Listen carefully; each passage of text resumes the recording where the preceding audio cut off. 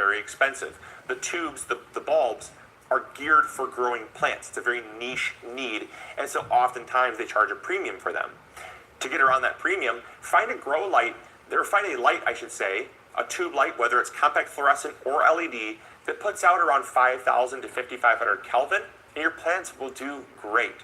Will they do better with 6,500 Kelvin? Maybe a tiny bit, but as a beginning gardener, I truly, and I will stand on this, I do not think your plants are going to make that big of a difference as a beginning gardener. Once you get into it and you start growing and you want to get a little more serious, sure, maybe consider upgrading your bulbs. But for the time being, I'm proving my point here.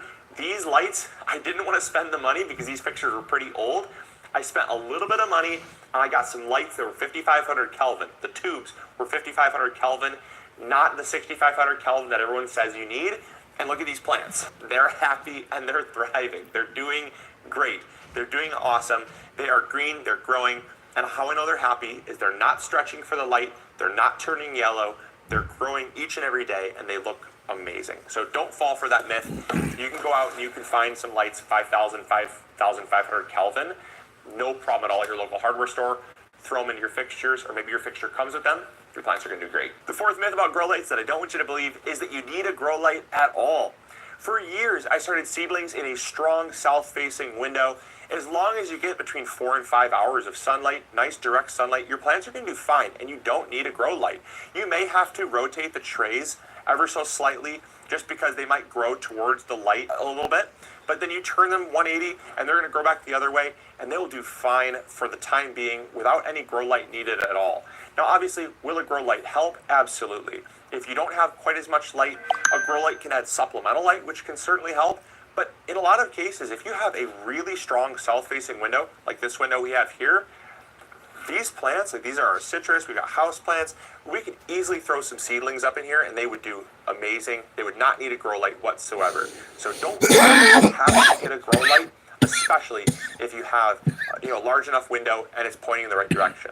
The only thing I would say for this point is try it with a few plants first and see how they react. Certain plants like tomatoes and peppers need a little bit more light than say something like broccoli or cabbage, kale, maybe some lettuce. Some of your more leafy greens, they can do a little bit better with less light, and they might not stretch as much. So try it with a few plants before you completely rule out that you do or do not need a grow light, because those plants will typically indicate to you if you have sufficient light. Definitely know to go check her out. That's kind of the only thing I would say, just because, like I said, certain plants react differently than others, but in a lot of cases, you might have enough grow light coming right from Mother Nature. And the fifth and final myth that I do not want you to believe with grow lights is the myth of the more you spend, the better grow light you're going to get. Now, this might be somewhat true. I'm not going to say that it's not true. Obviously, there's a lot of technology that comes with grow lights. But as a beginning gardener, what I would say is getting started is far better than getting it perfect. And that's something that I really made a mistake of as a beginning gardener, is I spent a ton of money on what I thought to be the best grow lights, and it really didn't make me any better of a gardener because I didn't understand how to use grow lights effectively.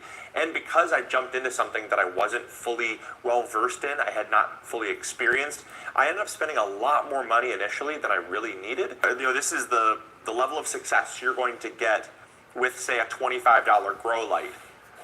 You might be kind of shocked, but you might only get about this much more success with like a $200 grow light. $25, $200. Why is the move so small for such a large jump in the amount that you're paying? It's because as you get into actually using these pieces of technology and the lights do make somewhat of a difference, you'll find that those nuances may be worth it to you. That's the thing. They may be more efficient, they may be brighter, they may have a little more variability, they may be able to give you the results that you're looking for if that's what you're looking for. But again, $25 to $200, $200 doesn't make a huge amount of sense to me as to why, if you are a first-time gardener, you would jump into spending $200 on a grow light simply because you thought that's going to be the thing that you need to get the results you're looking for. If you don't even know how to use these properly, this becomes this, because you can have the best tools in the world, but if you don't know how to use them properly, they mean nothing. So don't spend a ton. It's not always going to be guaranteed you're going to get the best results.